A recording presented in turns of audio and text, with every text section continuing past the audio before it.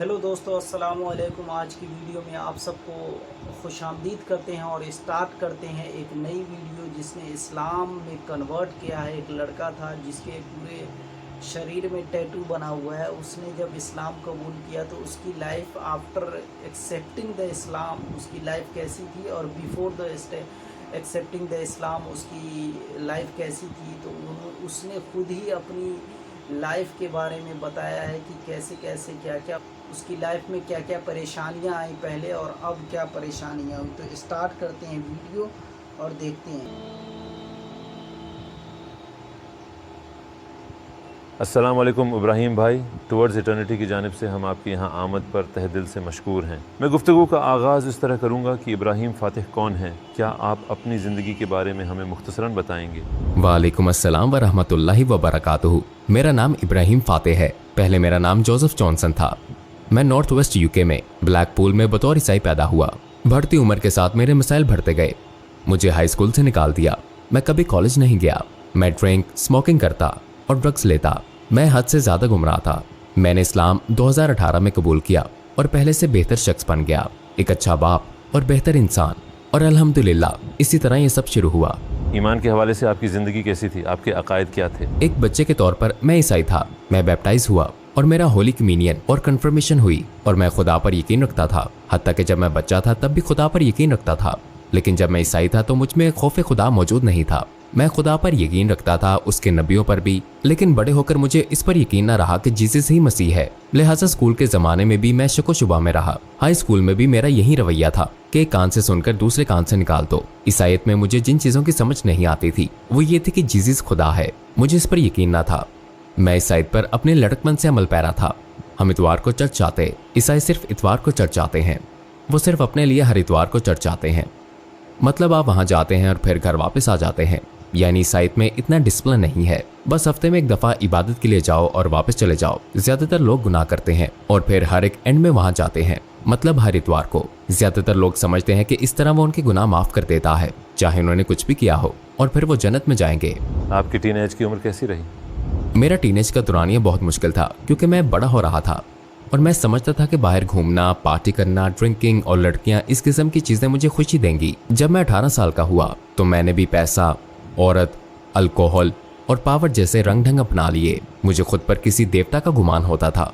मैं खुद को लोगों से बढ़तर समझता था। ऑनेस्टली मैं यही समझता था कि कोई मुझे टच भी नहीं कर सकता। मैं समझता था कि मैं बहुत अहम हूँ और ये बहुत गलत बात थी। मुझे अपने माजी से वाकई नफरत है। मैं सोचता कि ये चीजें मुझे खुश रखेंगी क्योंकि मैं खुश नहीं था। इस दुनिया में मुझे किसी ऐसी चीज से खुशी नहीं मिली। मैं कभी भी खुश नहीं हुआ। मेरे पास दुनिया भर का पैसा हो सकता था। मेरे आसपास दसियों औरतें मंडलाती। मेरे पीछे पैसे का ढेर पड़ा होता, लेकिन मैं खुश नहीं होता। मुझे कोई चीज खुशी ना देती थी। मैं कुछ भी कर लेता लेकिन खुशी ना मिलती। जैसे जैसे मैं बड़ा होता गया उतना ही पाता गया और जितना कुछ मुझे मिलता गया मैं उतना ही नाखुश रहने लगा। मतलब मेरी हालत बदतर होती गई क्योंकि मैं समझता कि अगर ये सब मुझे खुश नहीं कर सकता तो कुछ भी खुश नहीं कर सकता। और मैं उदास रहता और मैं अक्सर उदास रहता। मैं गुमराह था। मेरे पास कोई गाइडेंस नहीं थी। मैं रात को हद से ज्यादा ड्रिंक करता और जब मैं अपने होशो हवास खो देता तो मेरे पास कोई ना होता। एक दोस्त की तरह कोई भी मेरे साथ ना होता। वो चाहते कि मैं उनके साथ डाउन हो जाऊं और फिर हम सब मिलकर ऐसा करते। मैं यही समझता कि ये दोस्त दरअसल दोस्त नहीं है। अब मुझे पता चल गया है। मेरा एक बेटा है। मेरी अस्तवाजी जिंदगी नाकाम रही। वो चाहती थी कि मैं क्लब ना जाऊं और ड्रिंकिंग ना करूं, लेकिन मैं क्लब जाता रहा। मैं वहां जाता रहा। मैं बहुत खुदगर्ज था। उसने मुझे छोड़ दिया। मैंने अपना बेटा भी खो दिया। मेरे वालिद भी गुजर गए। तो जब मैंने उन्हें भी खो दिया तो जैसे मैंने हर चीज खो दी, क्योंकि मेरी असल खुशी मेरे वालिद से और मेरे बेटे से जुड़ी हुई थी। और मैं ये समझता रहा कि खुशियों का ताल्लुक इन मादी चीजों से है। क्या आप इन लम्हात का जिक्र करेंगे जब आपने अपने वालिद को खोया? ये सब कैसे हुआ? टुवर्ड्स इटर्निटी को आपके ताउन की ज़रूरत है। हम एक खैराती तंजीम है जिसका मकसद 8 ज़बानों में इस्लाम के पैगाम को पूरी दुनिया तक पहुंचाना है। आप अपने ताउन से लोगों की मदद कर सकते हैं इस्लाम कबूल करने, हराम को छोड़ने, नमाज शुरू करने, हिजाब पहनने और कुरान पढ़ने में। रोज़ाना सिर्फ $1 डोनेट करने से आप इंशाअल्लाह इन तमाम नेकियों में अपना हिस्सा डाल सकते हैं। टुवर्ड्स इटर्निटी को डोनेट करें और इस नेक अमल में शामिल हुए बगैर न गुजरें। क्या आप इन लम्हात का जिक्र करेंगे जब आपने अपने वालिद को खोया? ये सब कैसे हुआ? जब मैं 20 साल का था तो मेरे वालिद का इंतकाल हो गया। मतलब उनकी मौत अचानक हुई। वो मेरे वाहिद बेहतरीन दोस्त थे। मैं उस वक्त अपनी गर्लफ्रेंड के घर पर था। मैं अपनी गर्लफ्रेंड के घर पर था। उस वक्त मेरा बेटा 2 महीने का था और मेरे वालिद अपने घर पर थे। मेरी बहन भी वहीं रहती थी। उसने मुझे कॉल की कि अब्बू गिर गए हैं, उनको स्ट्रोक हुआ है और उनका आधा चेहरा काम नहीं कर रहा। उनका आधा चेहरा ऐसा हो गया था जैसे नीचे लटक रहा हो। तो मेरी बहन बहुत ज्यादा परेशान थी। मैंने इस बारे में नहीं सोचा था। मेरे अब्बू अक्सर हॉस्पिटल आते जाते रहते थे क्योंकि उन्हें शुगर थी और अपना कोई खास ख्याल नहीं रखते थे, जैसे अक्सर अपने इंजेक्शन लेना भूल जाते। मैंने इस बारे में नहीं सोचा था। मैं हॉस्पिटल गया था। वो हॉस्पिटल गए थे जहाँ उन्होंने मेरे वालिद को बेहोशी का इंजेक्शन लगाया। मुझे सिर्फ उनका आना याद है। मेरे सारे बहन भाई आए थे। एक रश बन गया था। हम तादाद में 6 थे। तो जब उन्होंने हम सबको कमरे में पाया तो यूं बात की, मैं तुम लोगों को कैसे बताऊं, मेरी वालिदा का इंतकाल भी ऐसे ही हुआ था। मैंने कहा आप क्या कह रहे हैं? तो अब्बू को ब्रेन हेमरेज हुआ था। मुझे याद है कि सबने जोर जोर से रोना शुरू कर दिया था और मेरा जहन ये कबूल नहीं कर रहा था। मतलब वो हॉस्पिटल के बेड पर पड़े थे और मुझे वो रात अच्छी तरह याद है कि मेरी सब बहनों को अगले दिन काम के लिए घर जाना पड़ा क्योंकि पीछे उनके बच्चे वगैरह भी थे। तो मैं हॉस्पिटल में अकेला रह गया, मतलब बिल्कुल अकेला। और मैं सारी रात उस हॉस्पिटल के चक्कर काटता रहा। फिर मैं वहीं उनके बेड के साथ खड़ा हो गया और मैंने उन पर आखिरी दफा नजर डाली। कभी कभार मुझे अपने किए पर अफसोस होता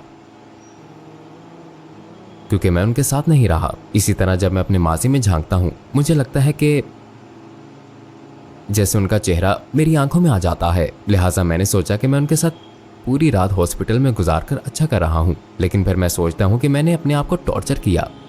वो 24 घंटे मेरे लिए 1 साल के बराबर थे। अगली सुबह उनका इंतकाल हो गया। उनके दिल की धड़कन रुक गई। क्या वो होश में थे? नहीं, आखिरी दफा मैंने उनको होश में देखा वो उनकी बीमारी से 2 हफ्ते पहले की बात है, जब उन्होंने मुझे कॉल की। उन्होंने मुझे कॉल करके कहा आई लव यू, और मैंने कहा हाँ मुझे मालूम है। उन्होंने कहा मैं तुम्हें बताना चाहता हूँ कि मैं तुमसे कितना ज्यादा प्यार करता हूँ। मैंने कहा आप कहना क्या चाहते हैं? उन्होंने कहा मुझे तुम पर फख्र है, मुझे तुम पर बहुत फख्र है, पता है मुझे अपने पोते पर भी बहुत फख्र है। और मैंने कहा बस कर दें अब, आप क्या कह रहे हैं? फिर मैंने कहा अवेंजर्स 2 मूवी अगले हफ्ते आ रही है, हमें मार्वल पसंद है, उन्हें भी मार्वल बहुत पसंद थी। मुझे लगता है कि जैसे उन्हें एहसास हो गया था कि वो मरने वाले हैं, तभी उन्होंने मुझसे ऐसी बात की क्योंकि वो मरने वाले थे। किसी भी अलामत और निशानी के बिना उन्होंने ये महसूस कर लिया था। उन्हें पता चल गया था और महसूस हो गया था। मेरे ख्याल से वो कुछ हफ्ते पहले डॉक्टर्स के पास गए थे और जान गए थे, लेकिन हमें नहीं बताना चाह रहे थे।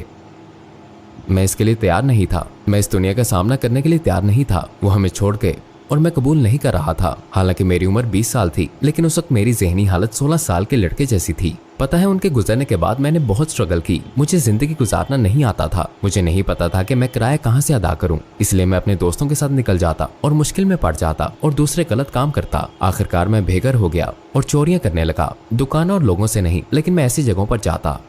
अस्सलाम वालेकुम भाइयों और बहनों, हमें एहसास हुआ है कि हमारे चैनल पर 80% नाजरीन बशमूल इस वीडियो के हमारे सब्सक्राइबर्स नहीं हैं। जैसा कि आप जानते हैं कि हम गैर मुनाफे बख्श तंजीम हैं और हमारी वीडियो पर इश्तहारात गैर फ़ाल हैं। टुवर्ड्स इटर्निटी सिर्फ एक यूट्यूब चैनल ही नहीं बल्कि एक मदरसा भी है। यहाँ हम खुद को और नौजवानों को इस्लामी तालीम से आरास्ता करते हैं। लिहाजा हमारे इस मुतालबे का वाहिद मकसद सच्चाई को फैलाना है। हो सकता है बज़ाहिर ये छोटा अमल लगे, लेकिन इंशाअल्लाह ये हमें लाखों लोगों तक पहुँचने में मदद करेगा। आइए अब लाइक और सब्सक्राइब बटन पर क्लिक करें और साथ मिलकर टुवर्ड्स इटर्निटी का सफर करें। पता है उनके गुजरने के बाद मैंने बहुत स्ट्रगल की। मुझे जिंदगी गुजारना नहीं आता था। मुझे नहीं पता था कि मैं किराया कहाँ से अदा करूं, इसलिए मैं अपने दोस्तों के साथ निकल जाता और मुश्किल में पड़ जाता और दूसरे गलत काम करता। आखिरकार मैं बेघर हो गया और चोरियां करने लगा, दुकानों और लोगों से नहीं, लेकिन मैं ऐसी जगहों पर जाता जैसे हैरड्स और इसी किस्म की जगहों पर जहाँ किसी को कोई ज्यादा फर्क न पड़ता। सिर्फ किसी मिलियनेयर से चुराता। उस वक्त ना तो मेरे पास पासपोर्ट था और ना ही कोई बैंक अकाउंट था। अपने मुल्क की गवर्नमेंट वाली आईडी भी नहीं थी। मतलब मैं इस सिस्टम में फंस गया था। आईडी नहीं तो जॉब भी नहीं। मैं प्रोग्रेस नहीं कर पा रहा था और बैंक अकाउंट खोलने के लिए पैसे भी ना थे और पैसा कमाने के लिए अकाउंट नहीं था। तो इसलिए मुझे वो काम भी करने पड़े जो मैं नहीं करना चाहता था। तो उन्होंने मुझे हॉस्टल में डाल दिया, ऐसी जगह जहाँ सिर्फ बेघर लोग या फिर जेल से छूट कर आने वाले रहते हैं। लेकिन मुझे याद है कि उन्होंने मुझे हल सिटी के विलियम बूथ में डाला था। आपने घर क्यों छोड़ा? आपका कोई घर नहीं था? क्योंकि घर तो गिरवी था। घर गिरवी रखा हुआ था और वो बिक गया। और जब अब्बू का इंतकाल हुआ तो मैं कर्जों में डूब गया। हम पर 5000 यूरो का कर्जा चढ़ गया। मेरे वालिद के ज़िम्मे एक चीज के लिए रकम वाजिबुल अदा थी, लिहाजा हमें उसकी अदायगी करना थी। तो आपको घर बेचना पड़ा? जी हाँ, और वो एक ही हफ्ते में बिक गया। और फिर आप बेघर हो गए? जी हाँ। और बाकी सारी फैमिली? मेरी फैमिली में सबके अपने घर बार थे। मैं अपने अब्बू के साथ रहता था और वो लोग अपने बॉयफ्रेंड्स और बच्चों के साथ रहते थे। तो वहीं अना और इज्जत का मसला, मैं मदाखलत नहीं करना चाहता था। मैं अपनी बहनों पर बोझ नहीं बनना चाहता था, लिहाजा मैंने अपनी मदद आप पर ही इक्तफा किया। आखिरकार उन्होंने मुझे विलियम बूथ में डाल दिया। वो जगह अच्छी नहीं थी, लिहाजा मैंने एक के बाद एक कई हॉस्टल बदले और फिर मैंने डाउनहिल जाना शुरू कर दिया और गलत किस्म के लोगों से ताल्लुक रखने लगा और फिर मेरी जिंदगी बिल्कुल बदल गई। ये वैसी ना थी जो मैं अपने अब्बू के साथ गुजार रहा था। फिर मैं इन सब बातों से गुजरा और ये सब किया। मैंने क्लब जाना शुरू कर दिया क्योंकि मैं इस जगह से निकल जाना चाहता था और बैंक अकाउंट और आईडी हासिल करना चाहता था, जो कि मैंने कर ली थी। पहले मैं कोई ड्रिंक नहीं लेता था, लेकिन अब्बू के मरने के बाद मैंने बहुत ज्यादा ड्रिंक लेना शुरू कर दी क्योंकि मैं हर वक्त बीमारी और थकन से भर चुका था। मतलब मैं बहुत ज्यादा तकलीफ में था और मेरी हालत आहिस्ता आहिस्ता बदतर होती गई। और फिर दूसरी चीजें भी करने लगा, पार्टियां अटेंड करना, क्लब वगैरह जाना। और फिर मैंने ड्रिंकिंग के अलावा ऐसे काम भी शुरू कर दिए जो मुझे बताना भी पसंद नहीं। तो ये सब मैंने क्लब में किया। क्या आप कभी स्ट्रीट पे सोए? तो वो तजुर्बा कैसा रहा? जी हाँ, ऐसा हुआ। बिल्कुल भी अच्छा नहीं था। मेरा लोकल टाउन ब्लैकपूल है। मेरा ताल्लुक क्लेविकल से है, जहाँ बेघर लोगों के लिए हॉस्टल वगैरह ये सब नहीं होता क्योंकि वो अच्छा इलाका है। तो मैं बुरी तरह दरबदर हो गया था और फिर मेरी गवर्नमेंट और काउंसिल भी इस सिलसिले में मेरी मदद ना कर सकी। लिहाजा मैं बर्मिंघम चला गया। बर्मिंघम में इससे भी बुरी हालत थी। मैं वहाँ विलियम बूथ हॉस्टल और वॉशिंगटन कोर्ट गया। वहाँ बर्मिंघम में कुछ और ही गेम चल रही थी। मतलब बिग लॉइंस वाले लोग, उनमें से कुछ लोग ज्यादा अच्छे ना थे। मैं उस हॉस्टल से भी निकल गया और मैकडोनल्ड के बाहर बसेरा कर लिया। मैं मजीद इस किस्म के लोगों में नहीं रहना चाहता था जिनसे माजी में मेरा ताल्लुक रहा। अब मैं मजीद ऐसे काम नहीं करना चाहता था। अब मैं अपनी मदद करना चाहता था। तो मतलब मैं बर्मिंघम में बिल्कुल बेघर था। शदीद जमा देने वाली सर्दी थी और मैंने अपना स्वेटर अपने सर पर लिपेट रखा था। सख्त सर्दी थी। मैंने एक ही स्वेटर को अपने पूरे जिस्म पर इस तरह से लिपेट रखा था और मैं कपकपा रहा था। मेरा सर सर्दी से कंक्रीट की तरह जम गया था। मेरी रीढ़ की हड्डी का निचला हिस्सा सुबह तक दर्द करता था, शदीद दर्द था। तो उस वक्त मैं बर्मिंघम में मैकडोनल्ड के बाहर था कि एक मोहसिन नामी आदमी मेरी तरफ आया। वो एक पाकिस्तानी मुसलमान था। उसने मुझे फर्श पर पड़े देखा और पूछा, क्या हुआ? मैंने कहा, भाई प्लीज मुझे मेरे हाल पर छोड़ दो। मैंने कहा, मुझे अकेला छोड़ दो। तब उसने कहा, ना ना ना ना ना। मैंने कहा, तुम्हें यहाँ नहीं होना चाहिए। उसने मुझ पर नजर डाली और पूछा, तुम क्या कर रहे हो? तब मैंने उसे अपने अब्बू के बारे में बताया और घर के बारे में बताया और अल्हम्दुलिल्लाह उसका जवाब यूं था, चलो आओ मेरे साथ रह लो। तो मैंने कहा कि मैं तो आपको जानता भी नहीं हूँ। मैंने कहा, वो तुम्हारा अपना घर है? उसने कहा, मेरे पास एक घर है, हम बहुत से बेघर लोगों की मदद करते हैं। तो वहाँ एक घर था जिसमें वो जरूरतमंद लोगों को कमरा देते थे। उस घर में कमरा खाली था तो उसने मुझे वहीं रहने के लिए दे दिया। तो उस वक्त मैंने उससे पूछा, क्यों, तुम ऐसा क्यों कर रहे हो? उसका जवाब था, सिर्फ अल्लाह ताला के लिए। और जब उसने ये कहा तो मैं मुस्कुरा कर रह गया। उस वक्त मुझे इस बात की समझ नहीं आई थी क्योंकि जिंदगी भर मेरा जिन लोगों से ताल्लुक पड़ा था वो बदले की तोको बगैर किसी के लिए कुछ भी अच्छा ना करते थे। अपनी तरफ से किसी पर कोई मेहरबानी नहीं करते थे। ये बहुत अच्छा था। तो मेरी जिंदगी में ये पहला मौका था जब किसी ने दिल की गहराइयों से खुलूस के साथ मेरी मदद की क्योंकि वो सिर्फ मेरा भला चाहते थे। तो फिर ऐसा क्या हुआ कि आपने मस्जिद इस्लाम की तरफ कदम बढ़ाए? जी हाँ, मैं उस वक्त इस्लाम के बारे में इतना कुछ नहीं जानता था। मैं हाई स्कूल में कॉन्स्टेंटिनोपल पढ़ी थी। मेरे भाई मोहसिन ने 1 महीने तक वहाँ रहते हुए कभी इस्लाम का जिक्र नहीं किया। लोग कहते हैं कि मेरी ग्रूमिंग हुई है, यानी मुझे इस्लाम कबूल करने के लिए प्रेशराइज और मैनिपुलेट किया गया है, या फिर समझते हैं कि मैं एक जेल में हूँ। मतलब ये सब बातें गलत हैं। ये भाईचारा था। उन्होंने मुझे सहारा दिया दोबारा जिंदगी की तरफ वापस लाने के लिए, एक इंसान के तौर पर अपने कदमों पर खड़ा होने के लिए। उन्होंने एक दफा भी कुरान के बारे में जिक्र नहीं किया। मैं कसम खाकर कह सकता हूँ, वल्लाह उन्होंने एक दफा भी ऐसा कुछ नहीं कहा। उन्होंने सिर्फ मुझे मेरे कदमों पर खड़ा किया। मतलब मुझे जिम जाने और अपने मामूल ठीक करने में मदद की। हालांकि मैं मेंटली बहुत मजबूत था, लेकिन जिंदगी के इस मोड़ पर जिस हालत में मैं उन लोगों को मिला, उस वक्त मैं बहुत बिखरा हुआ, टूटा हुआ और टुकड़ों में बटा हुआ था। तो सिर्फ जिम जाने से भी मेरे कॉन्फिडेंस पर बहुत असर पड़ा। फिर भाई ने आहिस्ता आहिस्ता मुझे बर्मिंघम में बाहर ले जाना शुरू किया। मैंने हॉज हिल, हैंड्सवर्थ जाना शुरू कर दिया। वहाँ सब मुझे जानने लगे। हालांकि मैं मुसलमान भी नहीं था, लेकिन वो सब मुझे भाई कहकर पुकारते और मोहब्बत से गले मिलते। ये ऐसा था जैसे मुझे फैमिली मिल गई हो। और माशाल्लाह ये बहुत अमेजिंग और खूबसूरत एहसास था। मेरी पूरी जिंदगी की ख्वाहिश यही थी कि कोई मुझे गले लगाए, और ये चीज मुझे इस्लाम और इस भाईचारे में मिली। और इस बात ने वाकई मुझे इस्लाम की तरफ माइल कर दिया। मुस्लिम कम्युनिटी में जो भाईचारा मुझे मिला वो मैंने कहीं और नहीं पाया। मैं अपने दोस्तों पर भी भरोसा न करता था क्योंकि वह हमेशा मेरे साथ बदनीयती करते थे। मेरा गलत मतलब न लें, सारे मुसलमान परफेक्ट नहीं होते, लेकिन उनमें से ज्यादातर खौफ खुदा रखते हैं। हमने मजहब पर बात करना शुरू की। मुझे रिलीजियस और फिलोसफिकल डिबेट्स बहुत पसंद हैं। मुझे इंसानियत की हदों में रहते हुए किसी भी मौजू पर डिबेट करना बहुत पसंद है, चाहे ईसाईयत की बात करें या मजहब की बात करें। ये ऐसा है जैसे हमें एक अपना छोटा सा स्पीकर कॉर्नर मिल जाए। फिर उन्होंने मुझे बताया कि मैं अली दावा, हमजा डैन, मोहम्मद हिजाब को देखूं। मैंने उन्हें बताने की कोशिश की कि बाइबल क्यों मुस्तनद है, लेकिन मैं कुछ न कह सका। मतलब अल्हम्दुलिल्लाह मैं कुछ नहीं कह पाया। आप जी हाँ, बाइबल का मैं दिफा मुत्तफिक करना हूँ। चाहते थे। मैं दिफा तो नहीं कर रहा था, लेकिन जब मुझे लगा कि वो लोग कुरान मजीद को मुझ पर लागू करने की कोशिश कर रहे हैं तो उस वक्त मैंने एक दिफाई किस्म का रवैया अपनाया, क्योंकि मैं उस वक्त भी ईसाई ही था। लेकिन मैं कुछ भी ना कह पाया और मैं बस उनकी हर बात से एग्री करता गया। इस्लाम से पहले मैं ये बात नहीं जानता था कि हम एक जैसे खुदा पर यकीन रखते हैं। मुझे नहीं पता था कि हमारे वो नबी जिन पर हम यकीन रखते हैं वो भी एक जैसे हैं। मैं वाकई यही समझता रहा कि वो लोग किसी और ही बात पर यकीन रखते हैं। और जब मैं दावा को देखना शुरू किया तो मुझे हर बात का मतलब समझ में आने लगा। जैसा कि आपको मालूम है कि माशाअल्लाह ये बहुत खूबसूरत एहसास था कि हम जिन नबियों पर यकीन रखते हैं वो एक ही हैं। मुझे बहुत हैरत हुई और मैं शौक था कि ये बात सारी जिंदगी मुझसे कैसे छुपी रही। मैं कैसे ये बात ना जान पाया और मेरी सारी जिंदगी एक झूठ थी। वल्लाह मुझसे सारी जिंदगी झूठ बोला गया। जैसे सोशल मीडिया पर प्रोपोगंडा वगैरह, दूसरे लोगों की बातें सुनना कि वो क्या कहते हैं। मैं तो बहुत लाइल्म था, मुझे मिसगाइड किया गया। फिर मैंने अपना माइंडसेट बनाना शुरू कर दिया और फिर मैंने एक वजह से, वाहिद इसी वजह से कुरान में सच्चाई को पा लिया। ये वो मकाम था कि जहाँ मैंने जान लिया कि सच्चाई कुरान में है, जहाँ मैं कह सकता था कि ठीक है यही मुस्तनद किताब है, यही सच्चाई है। कुरान मजीद हिफ्ज करना, अगर कोई भी कुरान मजीद में तहरीफ की कोशिश करता है तो मुसलमानों को पता चल जाता है। अगर आप किसी ईसाई से बाइबल का एक सफ़ा पढ़ने का कहें तो वो ऐसा नहीं कर पाएंगे। तो ऐसी मोहब्बत और जज्बे के साथ कलाम इलाही के सच्चे प्रोटेक्टर्स यही हाफिज कुरान है।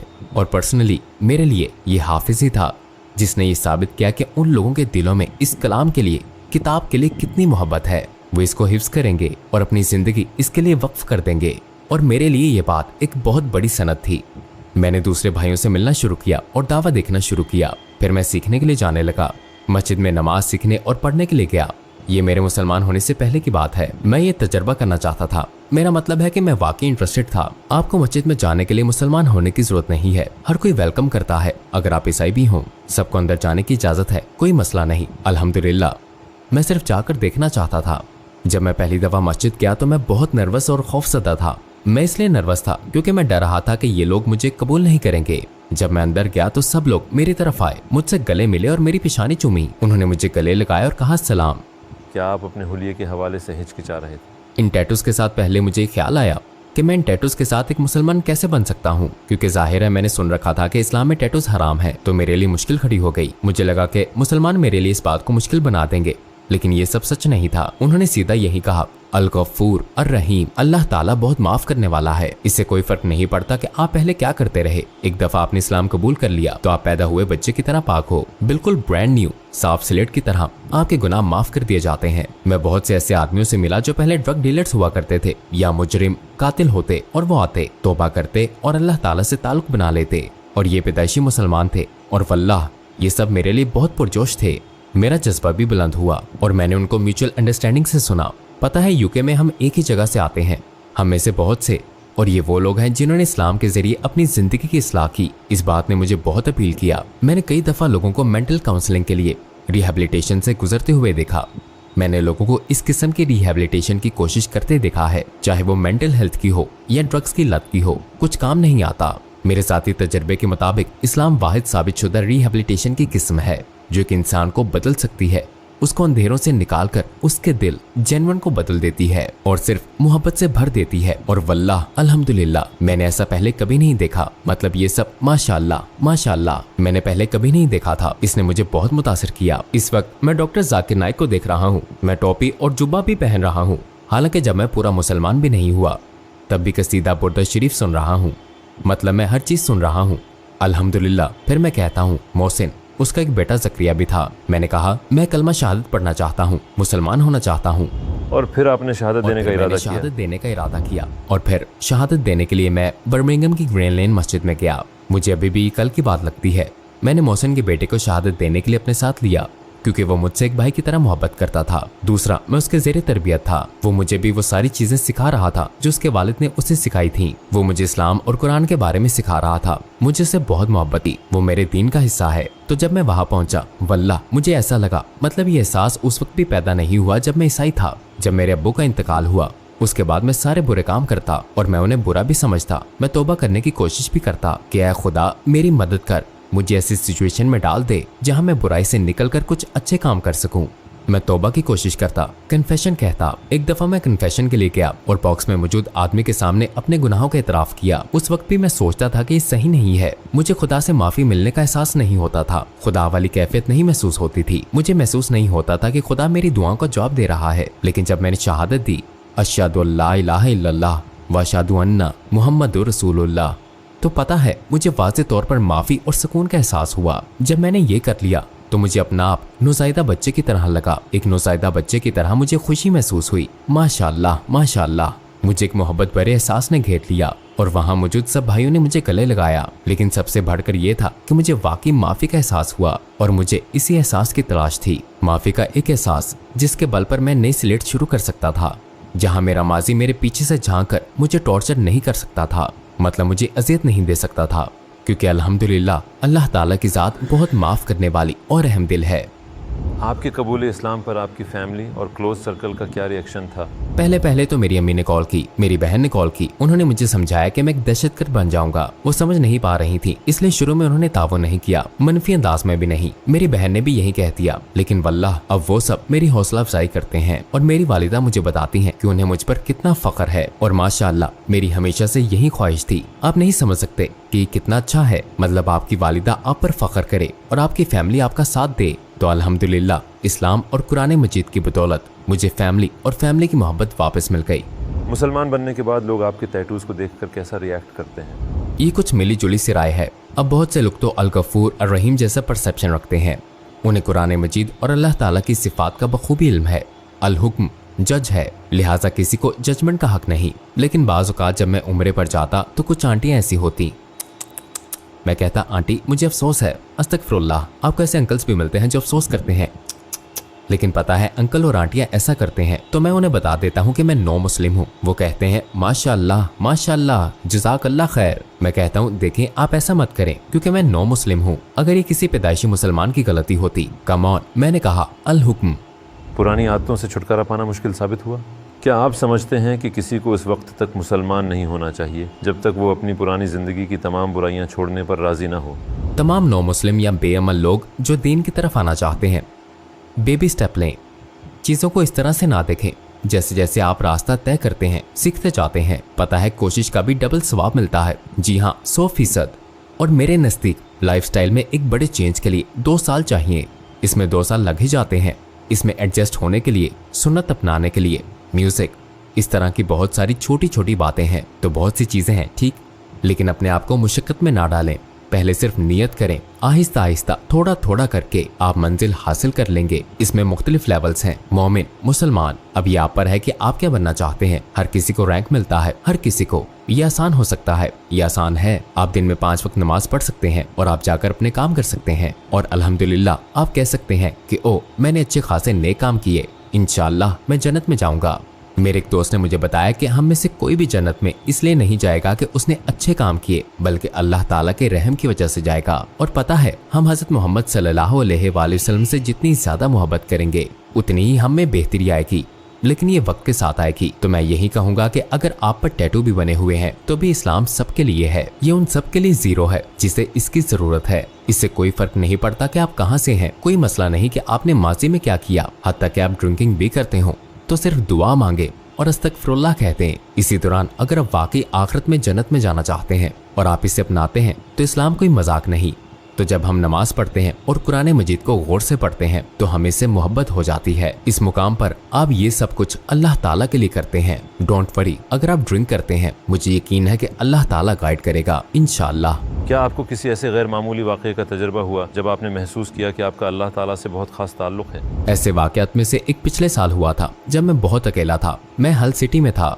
वहाँ मैंने एक मस्जिद जाना शुरू किया और फिर मैंने टिकटॉक पर एक वीडियो बनाई सिर्फ ये कहने के लिए कि मैं एक मुसलमान हूँ। 1 साल पहले की बात है, शायद 9 महीने पहले। और फिर मुझे याद है कि मैं जागा तो टिकटॉक पर मेरे फॉलोअर्स 1 लाख हो गए थे और फिर वीडियो वायरल हो गई और मुझे बहुत मोहब्बत भरा एहसास हुआ, जैसे मेरी दुनिया पर उम्मत की मोहब्बत के दरवाजे खुल गए। उस वक्त भी मुझे डर था कि पता नहीं ये लोग मुझे कबूल करेंगे या नहीं, और मैं इस्लाम के बारे में बहुत ज्यादा पुरजोश था। इसलिए मेरी हमेशा से यही ख्वाहिश और कोशिश रही कि मैं दूसरे लोगों को भी इस्लाम के बारे में बताऊं कि कितना अमन पसंद मजहब है। और जब से मैं ऑनलाइन हुआ, हजारों लोगों ने टैटूज के हवाले से मेरे लिए दुआ की। इस बात ने मुझे मजीद स्ट्रेंथ दी और मेरे दिल में बेतहाशा सुकून उतरा।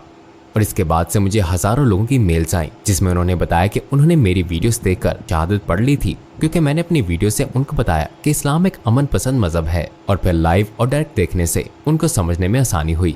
जब से मैंने वो पहली वीडियो बनाई तब से हजारों लोगों ने मीडिया पर मुझे मैसेज किए। कुछ गैर मुस्लिम थे, कुछ ने शहादत पढ़ ली थी या कुरान मजीद लिया था और इस्लाम की स्टडी कर रहे थे। वो चाहते थे कि मैं उन्हें मजीद सिखाऊं, लिहाजा मैंने उन 9 मुस्लिमों को गाइड किया। मेरी ख्वाहिश थी अल्लाह ताला उनकी हिफाजत करे और मुझे जब कभी मौका मिला तो मैं उनके पास जाकर उनके लिए कुछ करूं तो मैं वहां जाऊंगा इंशाअल्लाह। आप कई दफ़ा उम्रे पर गए, लेकिन जब आप पहली दफ़ा उम्रे पर गए तो आपको किस चीज़ ने सबसे ज़्यादा मुतासिर किया और क्यों? जब मैं मस्जिदुल हराम गया तो मैं वहां हर मुल्क से, हर नस्ल और हर रंग के बहुत सारे लोगों को एक जगह पाया। मैं जानता था कि यही जवाब है। लोग अल्लाह ताला के लिए ज़ियारत करने आए थे। वेटिकन की तरह नहीं, जहां लोग सिर्फ पॉप को देखने आते हैं, वो सिर्फ अल्लाह ताला के लिए वहां आए थे। ये सच्चे मुत्तकी मुसलमान थे। यही नस्ली तासुब का जवाब और उसका हल था। ये दुनिया का अमन है और मेरे लिए वो लम्हा बहुत बड़ा था। इस्लाम हर चीज का इलाज है, ये हर मसले का हल है, ये जिंदगी में गाइड की तरह है, ये ज़ाब्ता हयात है। मुझे अपना भाई अनस याद है, मैं उससे मोहब्बत करता हूँ। वो दागिस्तान से है। उसने मुझे स्विस होटल मक्का से कॉल की और कॉल करके मुझे काबा दिखाया। ये काबा है और मैंने आपके लिए दुआ की है। मैं आपके लिए उम्र अदा करने जा रहा हूँ। मुझे याद है कि वो मुझे मदीने ले गया। इस तरह हमने हिजरत दोहराई। हम मस्जिद नबवी गए, लेकिन हमने मदीने में नियत की और सारे रास्ते ड्राइव किया। सिर्फ वो कार का सफ़र मैं कभी नहीं भूल सकता। उन तमाम जगहों पर जाना, उन तमाम मकामात पर रुकना और सब कुछ जिसके बारे में हमने बात की और मुझे बताना कि किस तरह दुआएं पढ़नी है। तो मतलब ये सब कुछ बहुत स्पेशल था, क्योंकि पहली दफ़ा था। मुझे महसूस हुआ कि मैं ही क्यों, मैं बहुत खुश था। इंशाअल्लाह इंशाअल्लाह। इस्लाम से पहले आपकी ज़िंदगी का मकसद क्या था और इस्लाम के बाद क्या मकसद है? इस्लाम से पहले मेरी जिंदगी का क्या मकसद था? कोई मकसद नहीं था। मेरे पास कोई गोल नहीं था। मुझे पता ही नहीं था कि मैं जिंदगी में कहाँ जा रहा हूँ। मुझे पता नहीं था कि क्या करना है। जब मैं सोकर उठता तो मुझे पता ही नहीं होता कि मुझे कैसा होना चाहिए, मुझे क्या सोचना चाहिए, लोगों के साथ कैसा रवैया रखना चाहिए। मैं सिर्फ उठता। मैं बहुत गुमराह था। मुझे नहीं पता था कि क्या करना चाहिए। मतलब मैं हद से ज्यादा गुमराह हो गया था। लेकिन अब इंशाअल्लाह आहिस्ता आहिस्ता मैं अपने टैटूज हटाऊंगा। इसमें वक्त लगेगा और मैं सफर कर रहा हूँ। जब मैं इंडोनेशिया वापस जाऊंगा तो मैं वहाँ सेटल हो जाऊंगा। मैं इनको लेजर करवा लूंगा। मैं हाफिज बनना चाहता हूँ। मैं कुरान मजीद की तिलावत करना चाहता हूँ। मैं एक दिन इमाम बनना चाहता हूँ। मैं दावा का काम करना चाहता हूँ। मैं अली दावा के साथ दावा देना चाहता हूँ, अखीमन के साथ भी। लिहाजा मैं स्टडी करूंगा इंशाअल्लाह। दुआ है कि मैं स्पीकर कॉर्नर्स पर जाकर दावा दूं। मैं हाफिज बनना चाहता हूँ। मुझे कुरान मजीद से मोहब्बत है। जब मैंने पहली टिकटॉक बनाई तो सऊदी इमामों ने और कई जगहों मसलन इराक वगैरह से मेरे भाइयों ने लाइव आकर मेरे लिए कुरान मजीद की तिलावत की, ताकि मैं कुरान मजीद से मजीद मोहब्बत करूं और इसकी खूबसूरती को देख सकूं। वो आहिस्तगी से मेरे लिए तिलावत करते और मैं इसकी मोहब्बत में गिरफ्तार हो जाता। फिर मैंने तमाम सूरतें जैसे सूरह यासीन, सूरह यूसुफ पढ़ना शुरू की। मैंने हर सूरत में कुरान पढ़ने की ठान ली। मुराद यह है कि मुझे कुरान मजीद से मोहब्बत हो गई। ये एक अलग कहानी है इंशाअल्लाह।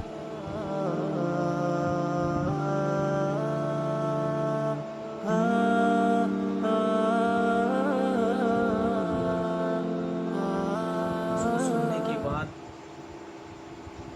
माशाल्लाह माशाल्लाह भाई, इतनी अच्छी बातें इसने लगता है सुनता ही रहूँ, इसका वो ख़त्म ही नहीं होता है।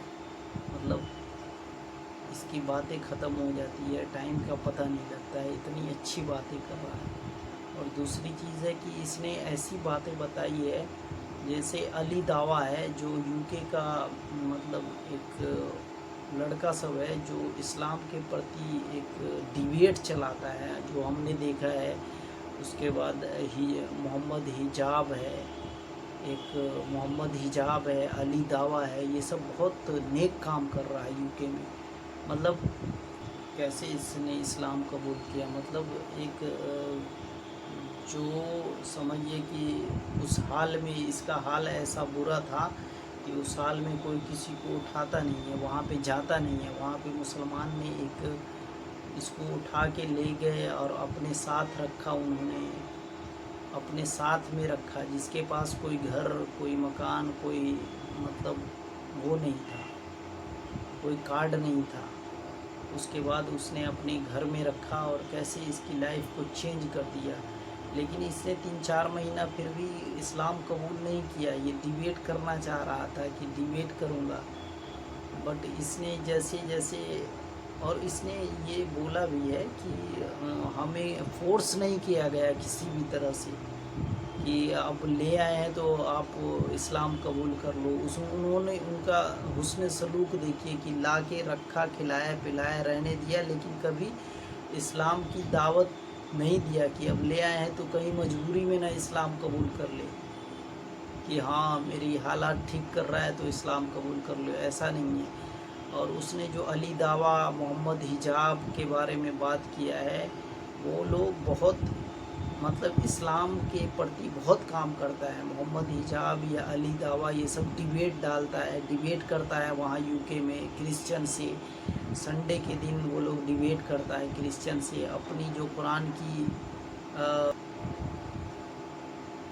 कई 100 कुरान का प्रिंट जो होता है, कुरान की प्रिंट होता है, वो प्रिंट फ्री में बांटता है कुरान शरीफ को। ये लोग दावत देता है, बहुत डिबेट करता है, बहुत अच्छे लोग, ये लोग बहुत इस्लाम के लिए बहुत काम कर रहे हैं वहाँ। उसी का जिक्र कर रहा है कैसे कैसे उन लोगों के थ्रू उनकी वीडियो देखता रहा। और देखो जो मुसलमान, जैसे इसने जब मस्जिद में दाखिल हुआ तो इसको लग रहा था कि लोग क्या बोलेंगे, लेकिन सब ने गले लगाया यार, ये बहुत अच्छा लगा। सब ने गले लगाया, माथा चूमा, और उन लोगों ने ये भी बताया कि वो माने नहीं रखता है कि मतलब आप कहाँ से हो, क्या हो। आपने एक बार अगर इस्लाम क्या किए हो लाइफ में, अगर बुरे से बुरा काम किए हो, यहाँ तक कि शिर्क को अल्लाह मतलब माफ़ नहीं करता है, लेकिन अल्लाह चाहे तो माफ़ कर देगा। क्योंकि पहले अगर कोई शिर्क करा है और उसके बाद उसने कलमा पढ़ लिया तो उसके बाद शायद अल्लाह माफ़ कर दे। क्योंकि कोई भी गुनाह अल्लाह कहता है कि उससे पहले जो कर चुका उसके बाद नहीं करना चाहिए। जो जैसे आज कलमा पढ़ लिया हमने और उसके बाद हमने फिर शिर्क की तरफ गए तो वो गुनाह माफ़ नहीं है, या शिर्क को थोड़ा भी हमने किया तो वो माफ़ नहीं है। लेकिन जो पहली बार मतलब आया है उसके लिए माफ़ है ये, और बड़े से बड़े गुनाह माफ़ है। तो अल्लाह सबको हिदायत दे। और इब्ने माजा की एक हदीस है, नबी सल्लल्लाहु अलैहि वसल्लम ने फरमाया, जो शख्स अल्लाह ताला से खैर की तलब करता है, अल्लाह ताला उसके दिल में इल्म का नूर डाल देता है। सुभान अल्लाह भाई, सुभान अल्लाह। यह हदीस इस बात पर ज़ोर देती है कि अगर हम अपनी ज़िंदगी में बेहतरी और खैर की तलाश करें तो अल्लाह हमें इल्म और रहनुमाई अता फरमाएगा। तो ऐसी ही तमाम अच्छी अच्छी वीडियो के लिए चैनल को कम से कम लाइक करें और कुछ कमेंट करें। कोई हम में कमी है तो उसको भी लिखें, और अच्छा लगा है तो लाइक करें, इसको शेयर करें, और हमारे चैनल को भी सब्सक्राइब करें। और दोस्तों, ये जो हदीस हम साथ में बोलते हैं या बताते हैं, वो हदीस आप दूसरे तक पहुंचाएंगे। एक हदीस जब दूसरे तक पहुंचाएंगे तो आपको बहुत सवाब मिलेगा। तो ये वीडियो का मकसद है कि इस्लाम की सच्चाई दुनिया तक फैले। तो आप लोग इसको शेयर करेंगे तो हर इंसान तक पहुंचेगी, उससे इस्लाम फैलेगा। मकसद यही है हमारा।